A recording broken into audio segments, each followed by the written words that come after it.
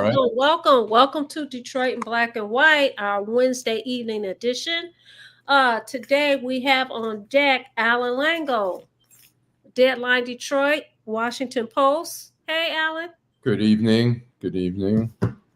And we also have Jim Nardoni, former chief of police for the Trenton Police Department. That's our downriver guy. Hey, Jim, how are you? Hi, happy Wednesday. Why didn't you get the memo? Alan and I got the black golf shirt memo tonight. And Oh, well, I do have on a black shirt.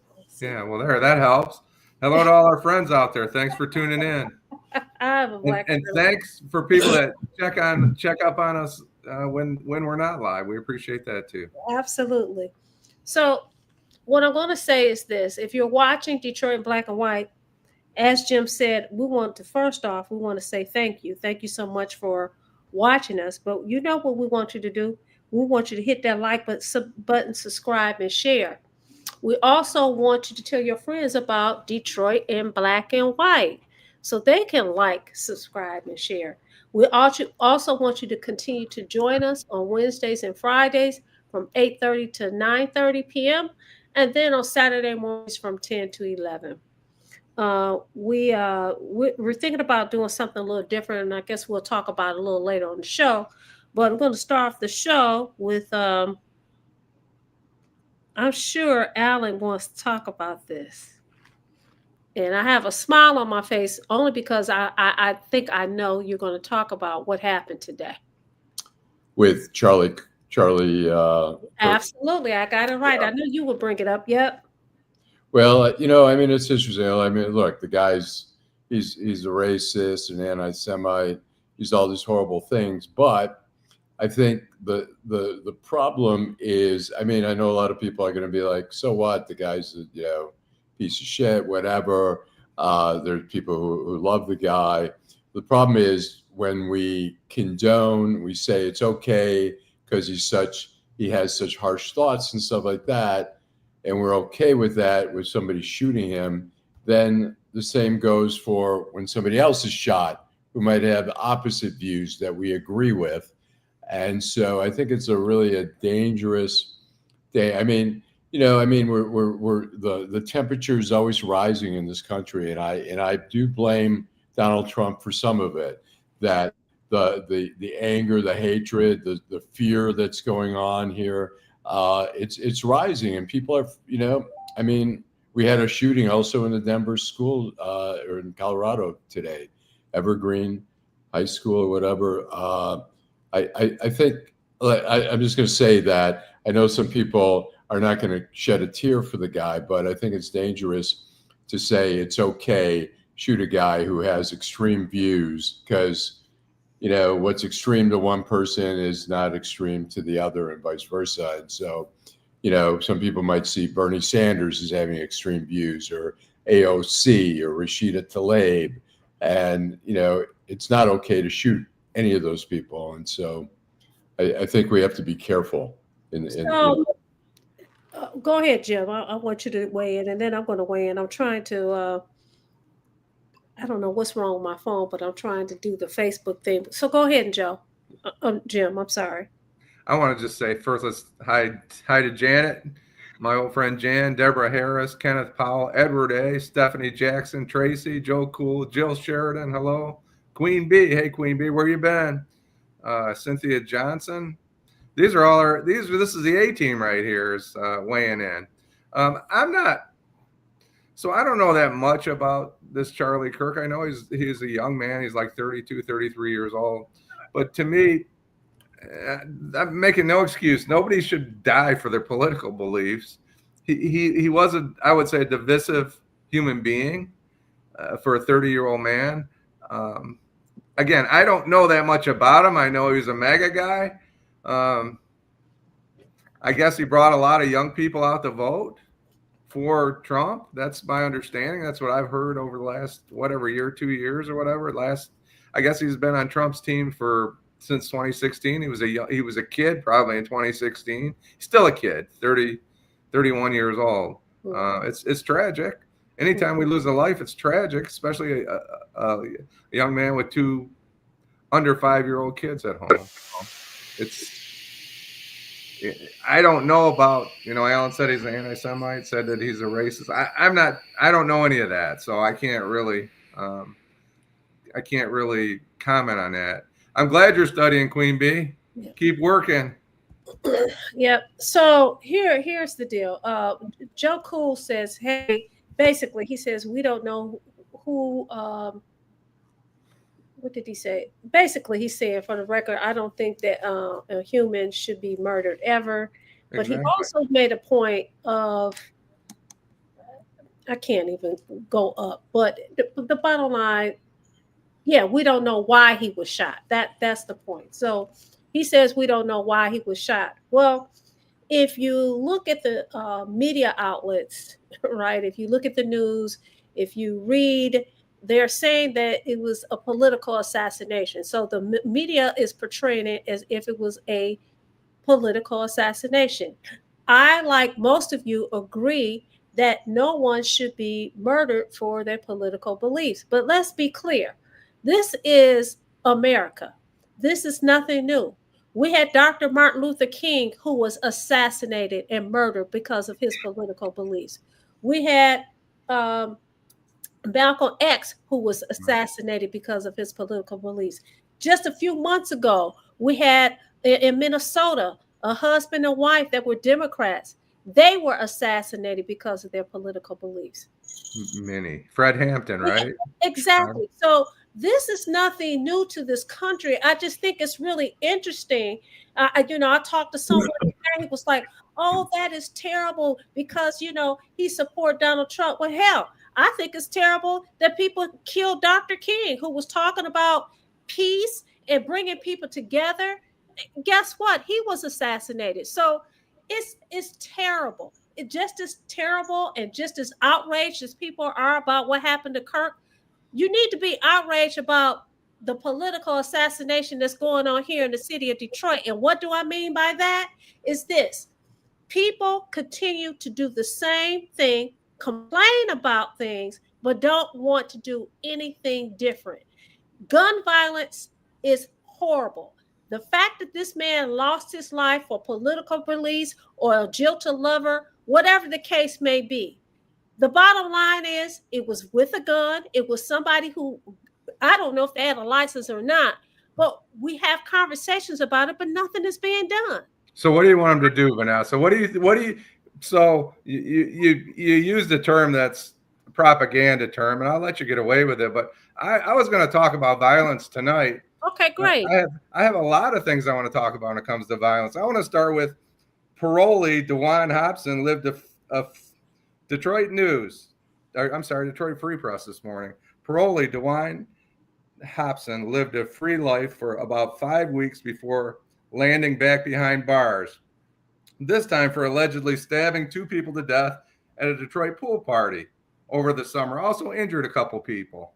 All right. Okay. Let me move on. On September 2nd, a gentleman, father out in Garden City, his name was Nicholas Cogsworth.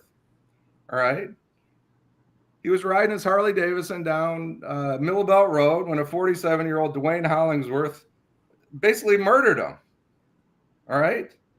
A parole absconder. Nicholas Cogswell was just riding his motorcycle down the street when a parole absconder killed him. They took him to the hospital and he escaped. All right. Laken Riley, killed, University of Georgia. Blunt force trauma, asphyxiation. 2022, 4 University of Idaho students stabbed to death in Moscow, Idaho by Brian Kohlberger. Violence. So now this young lady, 23 years old, a Ukrainian refugee, stabbed to death on a light rail in Charlotte, North Carolina. What the hell does any of that have to do with guns? Well, Jim, you know what? We still have a gun problem. It doesn't. We don't have a gun problem. We have a people problem. Well, we have a problem when any kid can go down the road and go to Walmart or wherever and buy, and we've seen it. We can't quantify what didn't happen, but we can quantify that a kid. I saw at university when I was at the Washington Post at the Virginia Tech. A kid went down the road, bought some guns, just went into the store and bought the guns. I mean, we're not going to stop all gun violence, but it's not gun violence. That's a misnomer. That's a Democratic propaganda line. Wow. It's not gun violence. It's people violence. And when we take people seriously, why is it knife violence in Idaho when that guy killed 4 people with a knife? Look, was it Jim, knife violence on the light rail? Who blamed it on the knife? Now, one human being blamed it on a knife. When that guy drove into that crowd and killed those refugees out in where was that? Canada? In Ohio, you're talking about Vancouver? Nobody blamed it on the car. Jim, you know what? You take if you want to take the percentage of people who've been murdered in this country, the majority have been murdered with guns. So that's a lie. That's a complete piece of propaganda, Alan. Look at the statistics. Absolutely incorrect. That's what the Democrats want you to believe so they can take control over your lives. Well, look at the absolutely inaccurate. Jim, look at the fucking school today. I sound like Ted Nugent. I don't want to sound like Ted Nugent. Look at the fucking school today. Stop your bullshit. Look at my bullshit. Gun didn't kill anybody today. A man killed people. Yeah, look at the school in Denver. What happened? I don't know. I don't know what happened in Denver. Well, somebody goes in and fucking shoots people. What somebody. We're perfect. having now you admit that it's not the gun. That's what you just said. Let's just blame. Don't blame. Let's just blame everybody. Yeah, let's blame the people that did it. Exactly. Why? That's an interesting concept. Blame the people that committed the action. Okay, so because it sounds like we started off talking about Mr. Kirk, and we're talking about politics and political assassination, but then you moved the ball and you said, hey, let's talk about violence in America. Not gun violence, violence. I said violence in America. I said you moved the ball and you talked about violence in violence in America. Can I interrupt? In 2023, firearms were used in 79% of all homicides in the United States, which equates to 17,900. That's 79%, Jim. Who told you that? Every town I'm reading it right now. Gabby Giffords John Hopkins from Pew Research. You're like, so when you I don't believe a word of it. Well, fine. Just make up. You're going to do the Donald Trump. That's what they've been numbers. Make up numbers. Blame. That's what they're doing, and you believe it. Deny. That's what you're doing. You're believing the numbers that were made up by people that have an agenda. Absolutely. Give me your numbers then. I don't know the numbers, but I can tell you that there was not one gun that left the safe or left the store and went out and killed anybody without a man behind it or a woman behind it. There have been stolen guns. There have been, look. Absolutely. Give me your numbers, Jim. Don't do the Trump shit on us. Numbers are irrelevant. What the numbers have to do with it? I'll tell you, not one gun in the United States has killed a human being. Not one gun. Listen, I said the majority of people killed in this country are killed by guns, and you said that's total bullshit. I just read Pew Research, 79% in 2023. So that's what every town says, and it's number. Don't deny the numbers unless you can. Those are your numbers. You're talking like Donald Trump. He just talks shit. I don't believe it. You need numbers. Give me numbers, Jim, and then I'll back down. Okay. Not one gun has killed a human being any time in the history of this country. That's such a bullshit. It's true. Listen, why aren't you crying about knife violence? Why aren't you crying about vehicle violence? Listen. You think it's a gun and it's not a gun. Listen. Order on Detroit in black and white. Order. Yes. Okay. Listen. I think the point that you're trying to make, Jim, is that whether it's a gun or a knife, it's people that's using these instruments to commit violence. Am I correct? It kind of makes sense. Okay. And so I don't know how, I guess you moved to. Give me an example. Is the subject about violence in America? No, the subject is about prohibition. It's about punishing law-abiding citizens for the actions of criminals. That's what the subject is. We're going to punish people that don't bother anybody because criminals bother people and nobody wants to deal with criminals, especially the left. It's not an extreme. It's not like we do have a Second Amendment. People have the right to get guns, but they don't have. Megan, I care about them more than you do. We have vehicles. When we get a driver's license, we have to go train to drive. We have to do all this kind of stuff. We have people who are buying. Look, there's people who are mentally ill who aren't identified as that, they were able to buy guns, but it's so easy to buy guns in Absolutely. America. Well, let's outlaw liquor. That worked, didn't it? How'd that work? Let's outlaw drugs, Megan. Outlaw cocaine. That'll stop the drug problem. Come on. Don't be stupid, people. You know, You can Jim, get but anything you those want in are this country. bullshit. You could get rid of the Second Amendment. We'd still have what you call gun crime. Look, I usually bring the fire, but y'all shooting. I mean, which is great. Y'all bringing the heat today. So I'm just gonna sit here and listen to you guys go back and forth. The bottom line is, it is my belief that in these United States of America, we live in a very violent country, and that's something that we really don't address. Whether it be by guns, whether it be by knives, whether it be by cars. We are a violent country. And we keep letting people out of prison. They keep killing people. So what is your suggestion? Because listen, we live in a common law system of law, right? You have two sides that argue, right? And you have a judge or jury decide what the punishment should be. And there's guidelines. Now, if they commit a crime and they go to prison, they pay their dues, they do what they're supposed to do, and they get out, there's no guarantee that they're not going to reoffend. As you stated, you have some stories where people were on parole, they got out. What is your suggestion then, Jim? That they should kill the guy in his car driving down the street. Listen, when they put people in prison, it's supposed to be rehabilitation. It's not most of the time. So what is the answer, Jim? Well, the answer is we could turn into Singapore and lock everybody up and cut their arms off. The answer? Is that no, I'm just asking what the answer is.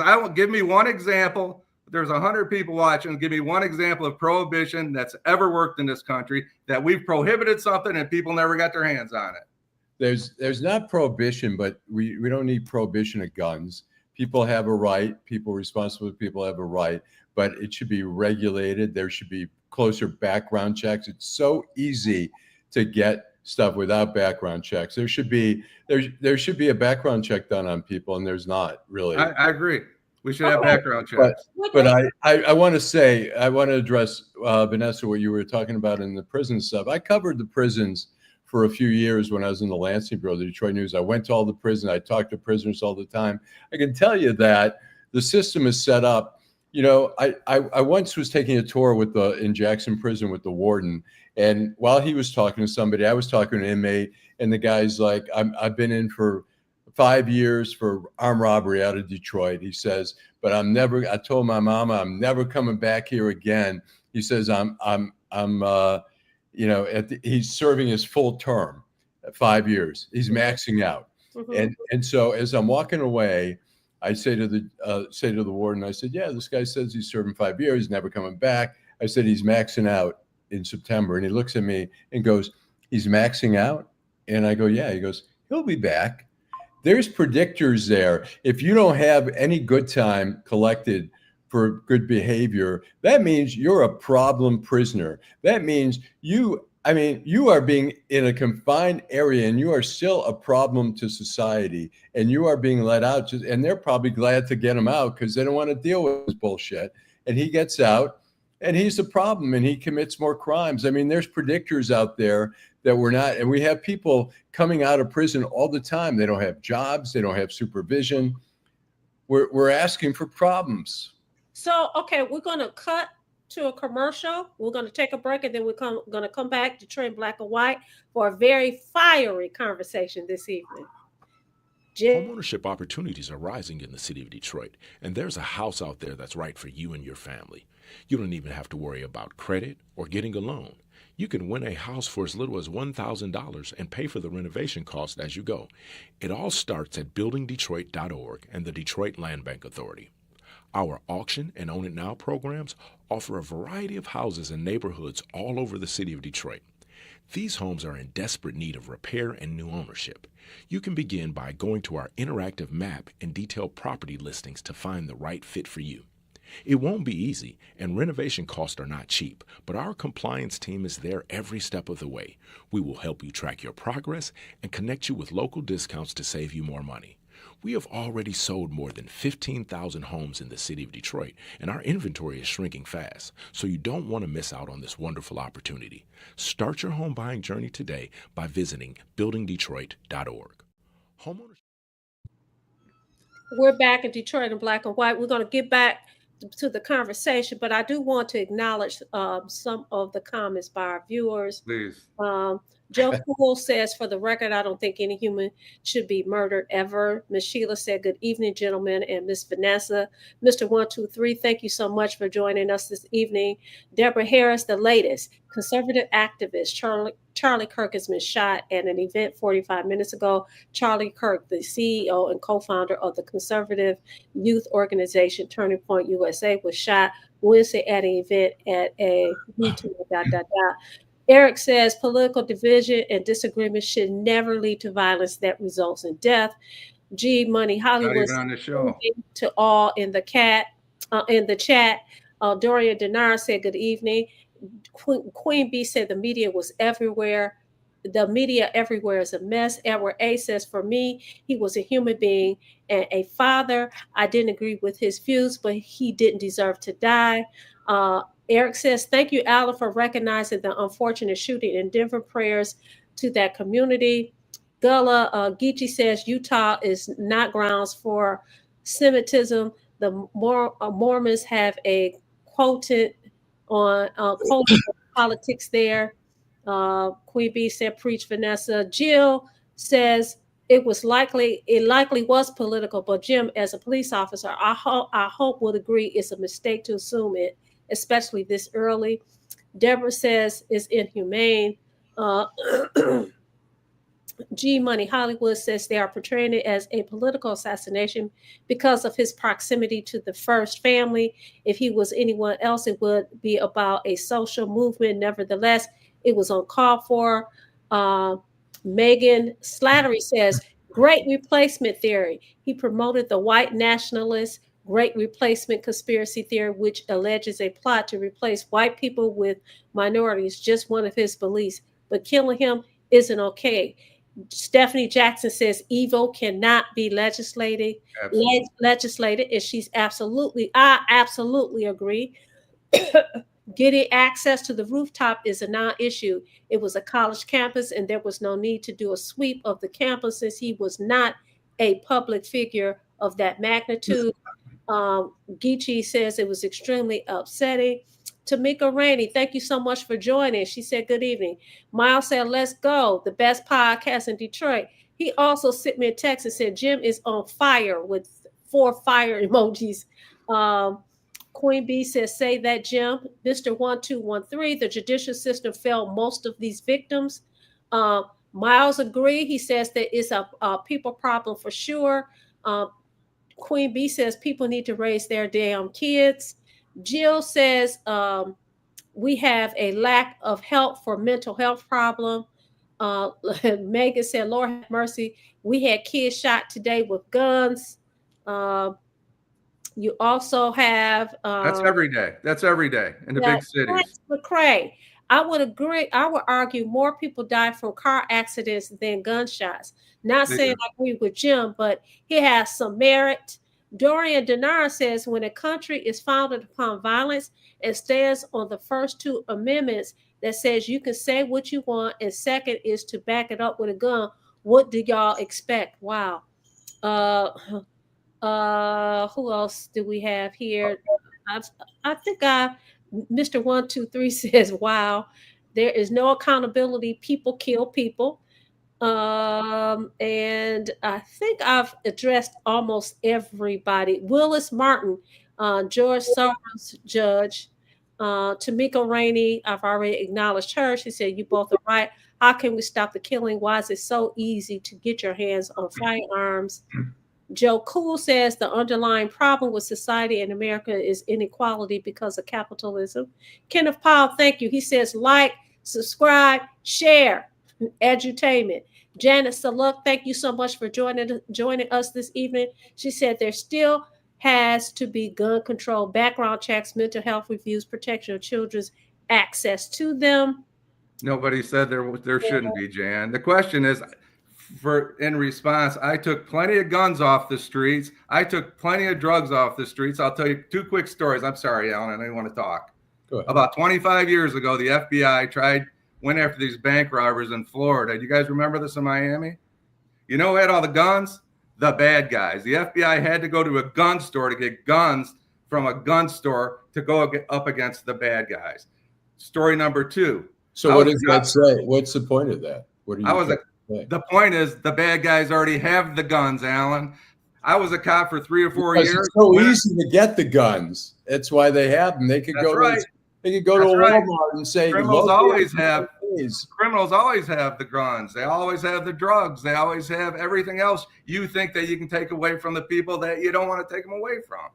Absolutely. I had 3 years on the job, did a search warrant, saw guns that I never saw in a police department. It's always the way. If there's no guns, if the people don't have guns, the criminals will always have guns. That's my point. I'll tell you have gun shows, and I don't know if it's been changed, but when I was covering that, you'd have gun shows where dopers would come with their relatives, and their relatives would do straw purchases because the dopers had felony convictions, so they couldn't buy a gun, but they had their cousins or whatever buy the guns for them. I was going to say, look, we have a mental health issue in this country, and it's led to some violence. We saw the woman in North Carolina who was stabbed to death by this guy. She had just sat down. She was from Ukraine. She just sat down on the train, and the guy literally, it looked like there was no interaction whatsoever. He just stood up, started stabbing her in the neck and stuff like that. So yeah, so that was night violence or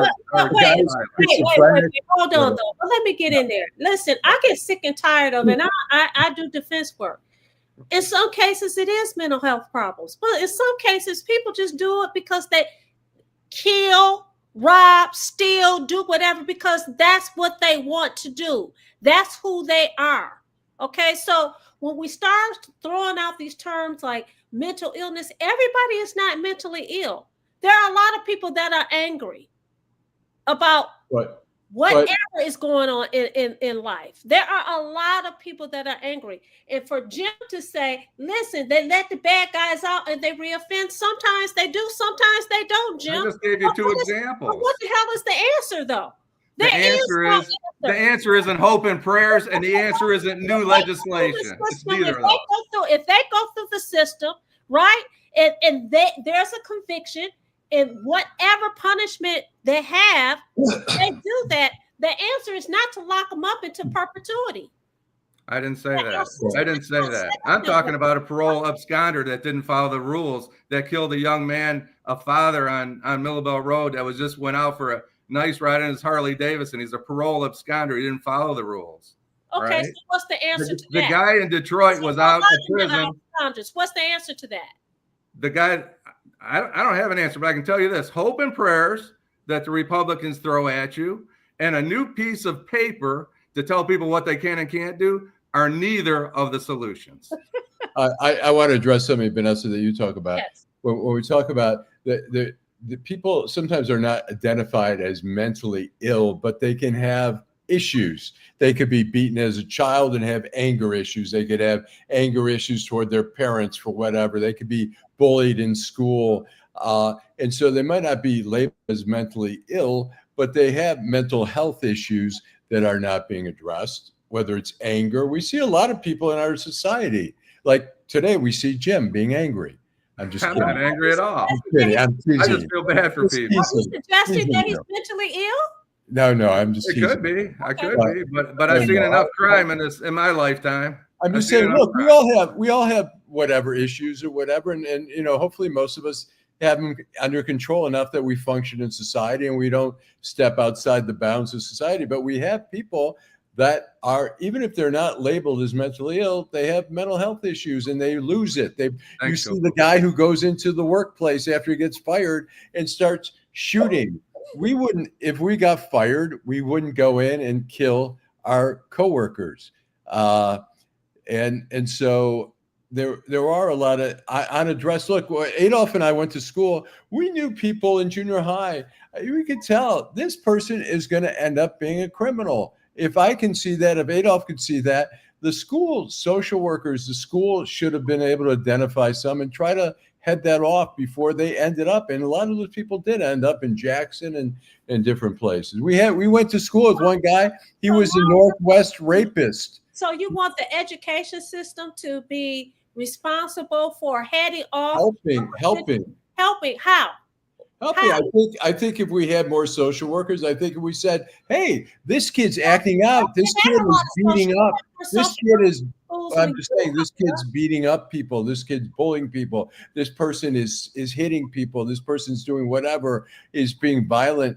Let's deal with that kid instead of dealing with him when he's 18 and we spend the rest $30,000 a year putting him up in a prison or whatever. And who makes that $30,000 a year? Where does that's the estimated cost of putting someone up in prison. I get what you're saying, but the point that I'm trying to make is, listen. So one of our viewers says that it's a revolving door. To a great extent, I agree. But it's also, we live in not only America that was founded on anger and violence. Listen, we also live in America that is a capitalistic society. So you know what? People make a whole lot of money off of the deaths, off of the violence, off of the criminality of these people. Okay? So do we really, my question is, we say that we want to live in a society, in a world where that's crime free. Number one, it's not realistic. But number two, do they really want to do it? Who's going to defend this young girl, this 22-year-old girl? Maybe I am a little angry to watch this 22-year-old girl. And it's okay. Who could not defend herself, a 90-pound girl, 22, 5'2". This guy was the bully, right? He was just going to kill her because he thought he'd get away. I don't know. He probably didn't get away with it. He was just going to kill her. Are you talking about on the train in North Carolina? Yeah. Who's going to protect her? That's what I'm upset about. Who's going to protect this young girl going for a jog in Georgia? Who's going to protect this guy riding his motorcycle, minding his own business down the road? Who's going to protect these people? We're doing a very good job of it. When the Democrats and the Republicans decide to do something about it, we can do something about it. They're not going to do it. They don't want to do it because it's political. So when you say absolutely, so when you say the Democrats and Republicans, you're saying people. When people decide that they want to have something done about it, absolutely, something can be done. Why are we protecting our kids in schools? Because we don't want to. Kids can be. Tell me the last time someone hijacked a plane in the United States of America. It hasn't happened in over 20 years because we decided we're going to protect the airports. Why aren't our kids as important as the flying public? What about Sandy Hook? I thought that would be the turning point in America with guns. Guy goes into school, kills all these children. I thought that's it. People are going to be outraged, but people in this country love their guns more than they love some of their children, apparently. Keep going with the propaganda, Alan. I appreciate that. They're not bothering you. 90% of the people that own a gun are bothering anybody, but they bother you. Why do they bother you? Why do I bother you? Look, we see kids. We can see kids in the city of Detroit. They get their parents' guns. They play with it. There's the availability, the access to guns is who's going to protect these people, Alan? Who's going to protect that poor little girl? You ain't. Are you going to? Who's going to stand up and protect that little girl? Are you going to? I will. I don't know if you will or you won't. Yeah, well, why didn't you? You will. I wasn't there. That's another fallacy, is that we always say people are going to have guns like at a supermarket when someone opens fire. When we see that maybe 1 out of 10 times. This happened 3 times in the last month, Alan. Where you been? Turn off CNN and turn on, I don't know, NBC. I don't know. What am I missing? Tell me. You missed Wayne when a guy tried to do a mass shooting at his church and they freaking smoked his ass. They had security there. Traverse City. They had security there. They were just guys. They were vigilantes. Traverse City was an exception. When you have a church, you have security. At the church, people have guns. That's okay. But I'm just saying, the random person who's going shopping, we see shootings all the time at shopping malls and stuff like that.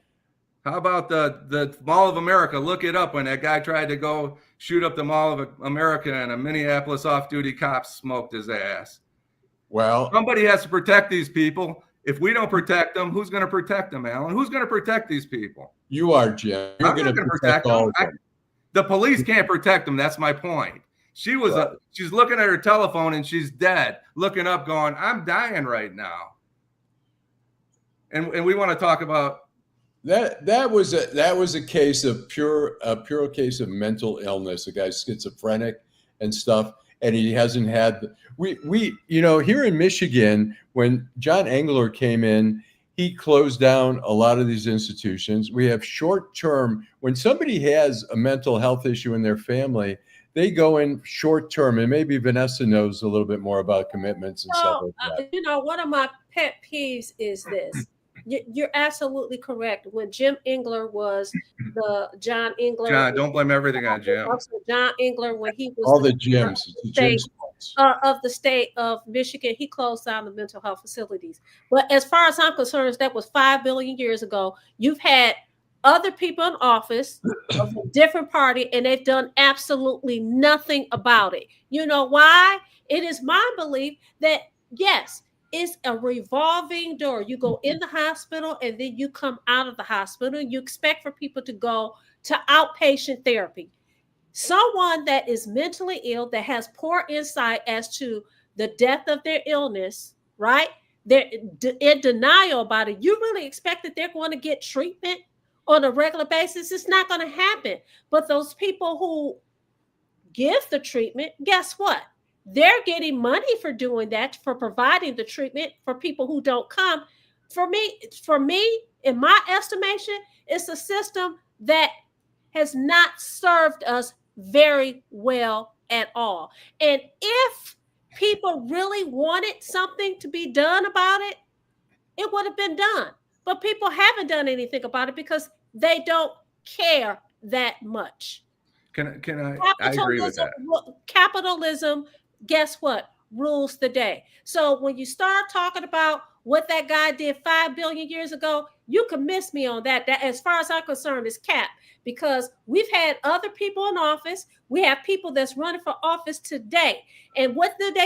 They use it as political fodder. They talk about it, but don't do doggone nothing about it at all. Well, that's what I hear so often after a mass. Let me say this, Jim. You talk about people like this guy that was on parole, he went in and he got out. It's the same thing with these people that have mental illness. They go get treatment. They may go to a forensic center or wherever else they send people. They send them for treatment. And guess what? After they do so much time, they're back out. And guess what? Doing the same doggone thing, not taking their meds. As a matter of fact, the other day I was walking on the riverfront, and one of my clients, and I think I told you guys about this case, the guy is mentally ill. He has no limbs, okay? He went to rob somebody. He's strong as I don't know what. I think I told you guys about this, how, you know, he was charged with assaulting a police officer. He's out. He's rolling down the riverfront, right? He still doesn't have any place to stay, and he's still loco. So people don't want to do anything about it. I agree. People don't want to do anything about gun violence. I agree. Do anything about violence, period. So we're sitting here talking about it, and you can get very upset about it and argue back and forth about, you know, gun violence is 79%. I don't care if it's 800%. At the end of the day, nobody wants to do anything really about it. You know what? I think we hear so often when there's a mass shooting, we hear, particularly in Congress, we'll say, "Oh, our prayers are out for you." That's the Republicans. Yeah. And then when somebody says, "Well, let's do," it's about they'll say it's about mental health. It's not guns. So okay, let's put the money where the mental health is. We don't see that commitment even from that end. If you don't think it's the guns, then obviously, look, it's going to help to deal with the mental health. And so why are we not putting more money into that? Because mental health is something, it's an invisible thing that we just don't see concretely. And so we just think like, the guy in Traverse City, he was supposed to be committed again. They couldn't find him. He was on the loose. The guy who stabbed that 23-year-old Ukrainian woman, he had some schizophrenia, mental illness, violence, and stuff like that. We have people out there because the system can't contain them. We as a society are, as you say, Jim, we're letting people down because we're not committed to really, and as Vanessa says, we're really not committed to dealing with the issue. We say we are, but we're not. Can I do some comments? Thank you, Edward A. That was good. We just can't argue about it. You're probably right, but you're probably right. Nobody's going to change their mind is what happens. Terry made a couple comments. I'm sorry, Terry. Don't we have a person in the White House that told his followers to knock that? Yeah, that's ridiculous. That's a crime. That's like, I had a conversation today about January 6th. Though anybody that committed a violent act on January 6th should be locked up. I don't believe in locking up the criminals I don't like and letting the criminals I like out of jail. That's the most ridiculous thing. That's complete, utter joke that the president of the United States did there. Dorian made a couple comments. Ain't no money in mental health, only for a big pharma and a psychiatrist. Probably true. Deborah Harris. Thanks, Deborah. Deborah's always a voice of reason. These are seen as unseen powerful forces, including principalities and powers and cosmic or world rulers. Terry McCrimmon made another comment I was looking for.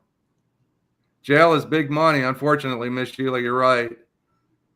Eric Brown, talking about working with one of the financial benefactors. I followed up on. I'm behind on that. Talking about Mary Sheffield. Well, that's an interesting with Santil Jenkins endorsing. Hey, Kenneth.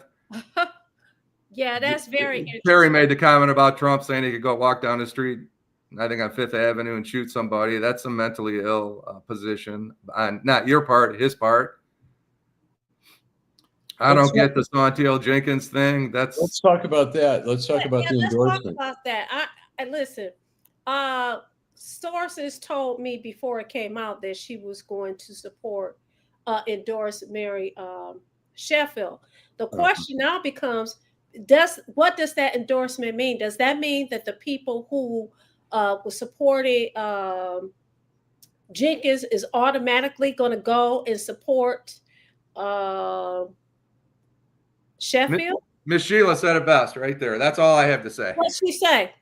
She said Jenkins riding with potential winner. It's not, there's no potential. She wants something. Absolutely. She wants something. I think, when we all start to think like, what's in it for Santil? Absolutely.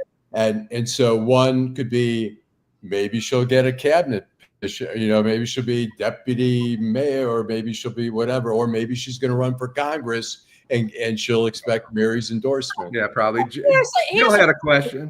Here is my problem, though. Listen, if she wins, fine. But nobody is really calling it is the thing that it is. You, Jim, says you're right. You've already said that she's going to be the winner. The media has said that she's going to be the winner. Those people, those big donors have said that she's going to be the winner, right? They picked her.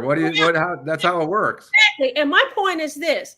People in the city of Detroit complain all the time about how they don't get anything, downtrodden and sad. But guess what? You continue to do the same thing.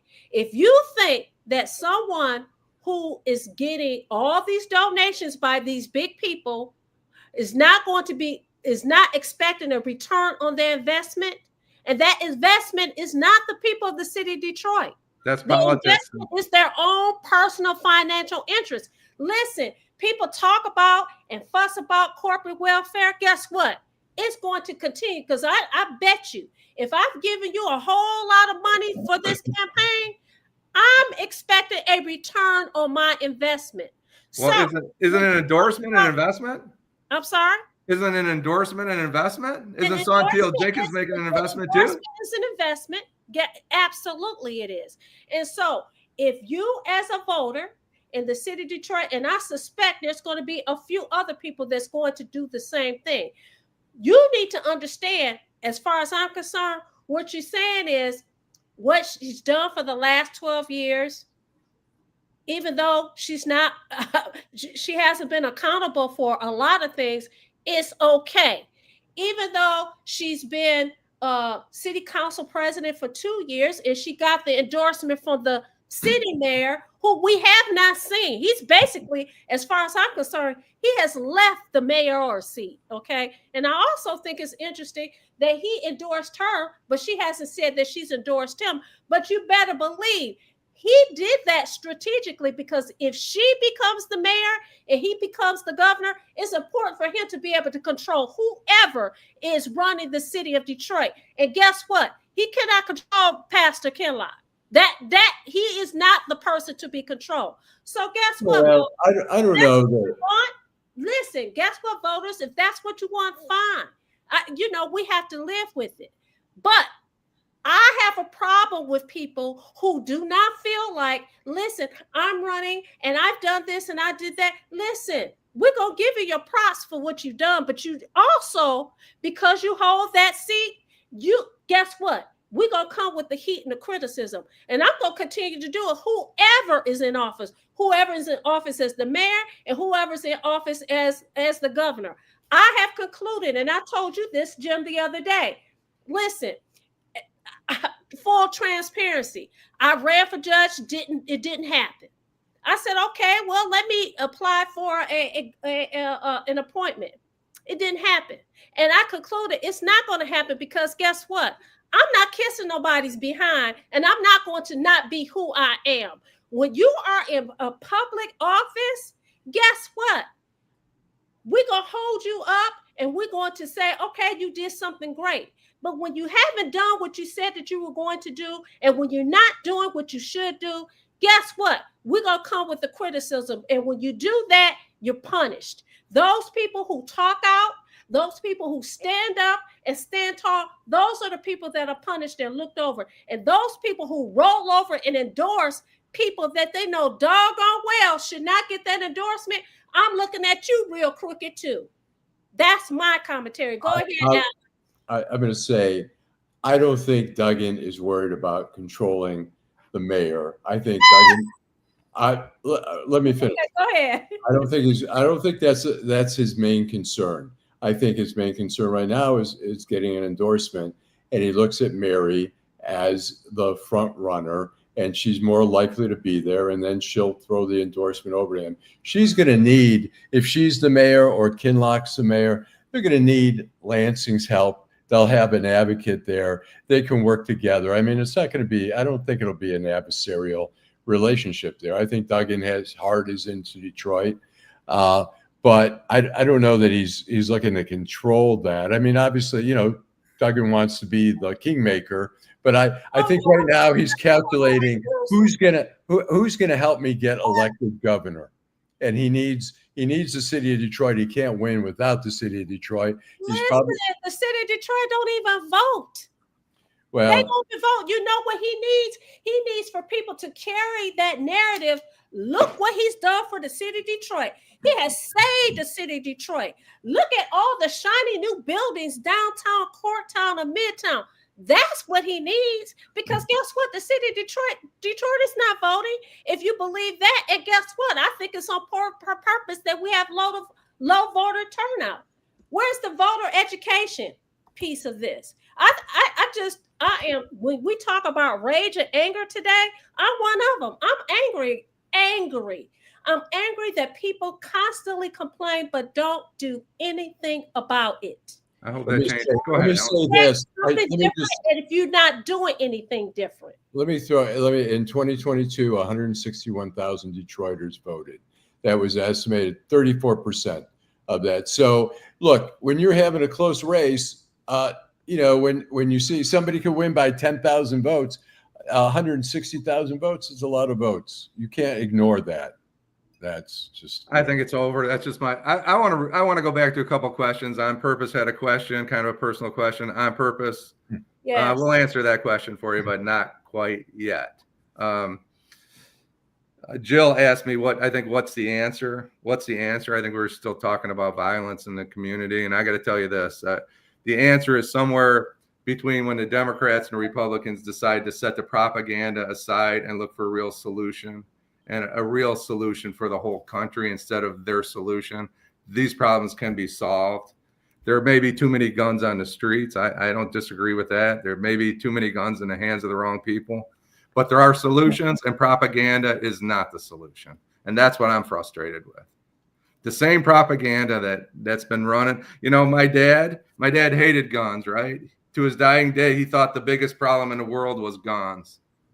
And I believe that too. I remember fighting with professors in college, and they thought I was an idiot. Well, they were more conservative, and I was this crazy liberal that thought we should outlaw all guns, until I became a cop and dealt with it and realized that people are going to do what people are going to do, no matter what everybody that's watching today, no matter what everybody on the planet wants, they're going to do what they think they want to do, and you can't stop them.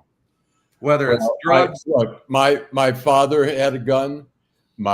Some of my other relatives have a gun. I'm not against guns per se, but I think it's too easy to get in. And Eric says 34% turnout is still piss poor, but it's 160,000 votes, and in a gubernatorial race, that can make the difference in a winner or a loser. And so I just think you can't blow off Detroit and say, you know, listen, it's important. I'm going to tell people this. If Sheffield becomes the mayor of Detroit, she's the mayor of the city of Detroit. But there's something that's called accountability. And we need to hold her accountable for everything. For everything. The media has to stop covering up for the people that they want us, and whoever they got paid off by, that they want us to select. Okay, she's already been selected as far as I'm concerned. But I'd say, people, not by us. It's an oversimplification to say that the media is being bought, because, you know, I haven't gotten a dime. I'm going to try to do it. I left a dime outside your place yesterday. Well, you just didn't see it. That might make a difference. Vanessa, you want to talk to all our friends before we leave? Yes, they've been great tonight. I do. So, Queen Deborah Harris says, yes, we are voting Vanessa. There are some people who are said, Mr. Sheila said, Miss Jenkins, we're talking to you. Terry says, has Mary ever voted against anything Duggan wanted done? Tracy Huff says, that may not be Duggan's main concern, but it is a concern. Edward A said, thank you, Vanessa, for telling the truth. Queen B says, Duggan wants Mary because she is less likely to figure out what bullshit he has been doing in office. Moreover, if we go back into bankruptcy, Mary is the least likely to fight back. Look at how much of District 5 is gentrified. Thank God she has a solid staff, because of her ship would have sank a long time ago. Dorian says, I'm all for resurrecting Hickory and Kenny Cockrell Sr. Eric Brown says, someone please explain to me, Alan, what has progressed in Detroit other than the 3 towns, Down, Mid, and Cork?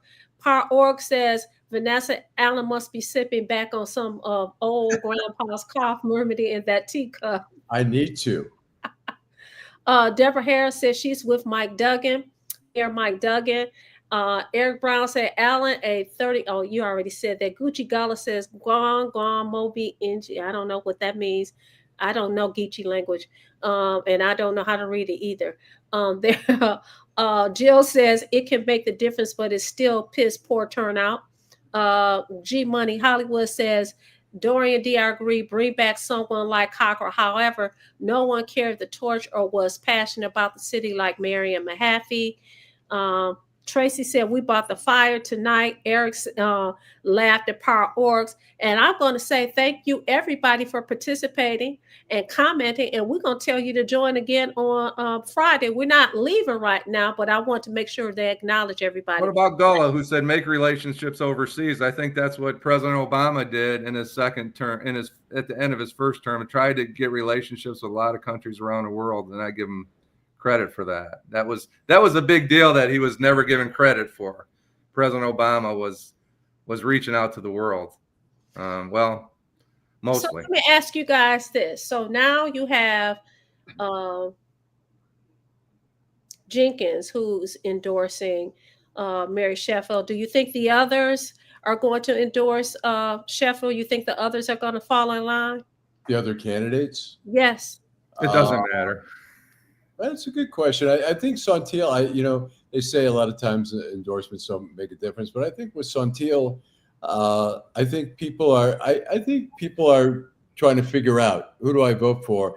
And I think it matters with somebody like Santil, who really came close to being the second person, but Kinloch edged her out there. But I think it's going to make a difference whether the other candidates, the other ones that might make it, that Fred Durhal maybe, but not nearly as much as Santil. Todd Perkins, I don't know if Todd's gonna jump in there. I mean, Todd would have backed Santil, no question, had she been the candidate. But so is that going to matter that she's now backing? We don't know what Santil's up to in terms of her future plans and what's behind it. There's got to be some talk of like, hey, you endorse me and I'll make sure this happens or that or whatever. I don't know. So, that for someone who's disillusioned with politics, especially Detroit politics, they're going to say, see, this right here, this is the example what I'm talking about. This is why I don't participate, because there's always some BS in the game. So if you have the media saying, and you have people saying, well, she has it sold up, and people are saying that, then why even talk about a debate? Why are we even talking about a race? Because as far as I'm concerned, clearly people don't believe that there is a race. I have a problem with that. It wasn't a race in the primary. What are you talking about? I have a huge problem with that. That people feel like they are entitled to these positions. They get mad because somebody else is running. There's people making threats and have made threats with because people are backing certain candidates. Get the hell out of here. We're supposed to live in a democratic union here. Right? We're not arguing that. We're not arguing who the best candidate is, because the best candidate's probably already out of the race, right? We're not arguing that point. My only point is I think it's over. I think she's got Hollywood. She's got not over. I don't agree. I don't agree with it. And listen, if she wins, because the fat lady has not sung. If she wins, then she wins. But right now, as far as I'm concerned, it's still a race. Someone agreed with me about how the media, they were so quick to talk about Kinloch and the domestic violence, but they have not talked about things in her past. And they still have not even, Alan, you talked about this, they still have not really pressed her about this whole thing about the Riverfront Conservancy. They haven't pressed her about a whole lot, not showing up to meetings and things like that. Nope. Listen, the people who gave her money, they say it's okay that you don't do those things. We got your back. It's okay for you to be mediocre. It's okay that you're not looking out for. It's okay for 12 years. We just concentrated on 3 areas of the city of Detroit. But then it's okay for you to ask them to vote for you. Are you kidding me? How about Queen Bee? Queen Bee hit right on it. She said that part of the you can call it a strategy. Part of Mary Sheffield's strategy is half the people in Detroit think the race is already over. Isn't that what happened with Mike Duggan? Everybody thought it was over. They stayed home. I agree, Terry. I'm not saying it's over. I'm just suggesting that I think that he has a solid. Reverend Kinloch has to do something big, and he's not doing anything right now. Well, here's the thing. I don't know about that. It's September 10th. The election is November the 5th, I believe. Yeah.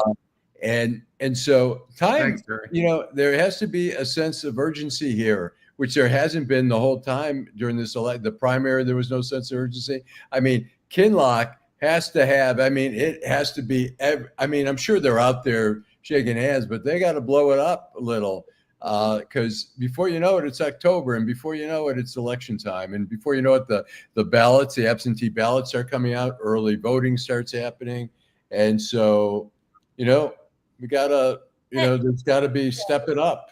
Well, she wouldn't be in my top 3, but I'm just suggesting that. And thanks for all the comments, Candace, Terry, nothing. We're hearing nothing about a debate right now. Well, I heard the other day that there are going to be 2 debates. Y'all just keep watching Detroit Black and Okay. White. We know- Mr. Duckett, our friend Mr. Duckett's talking about Triumph Church and the water bill. Yep. And what was that? Somebody said they just released a story about Triumph's water bill being on a payment plan, but ignore Mary's dirt. That's the kind of stuff I'm talking about. Thank you, Kenneth. Terry's right. No race is ever over until the election day, but I'm not seeing any upward mobility on his part. Is that what you think, Alan? Are you seeing? It's going to have, it's just boots on the ground. I mean, just handshakes and stuff like that. I mean, you got to be out there. Look, Todd Perkins, I think, ran one of the better campaigns, boots on the ground, but his name recognition wasn't nearly what it was with the other candidates. But I think just doing the normal stuff. I mean, Kinloch's got to blow it up because he's the underdog, I think. I know it's time for us to go, but what I'm saying is this: if you people start lining up and saying, okay, we're gonna go ahead and kiss the ring, you're saying that nobody's talking about that, Vanessa. We're just saying. Thanks, Derek Henry. I'm talking to the voters. If that's what you're saying, if that's what you want, guess what? You're going to continue to get the same old thing. You ain't going to get nothing different. But we have the educated voters. Trust and believe that you're going to get nothing different. Our colleagues are educated on this show. They know what they're doing. Right. They're the smartest people in the area right here. Right. So what we talked about is Doreen, if you want to be a guest on our show this coming Friday, we want you to do email us on Facebook Messenger, and we will let you know whether or not you've been selected to be a guest co-host on our Friday night's edition of Detroit in Black and White. Again, contact us Facebook Messenger. We'll see you again this coming Friday evening at 8:30 p.m. to 9:30 p.m. Good night, Jim and Alan. You guys brought the heat tonight. Thanks everybody for tuning in. We appreciate it. Believe what you believe, right? Don't let anybody change your mind, but do your research, real research. Yep. Bye-bye.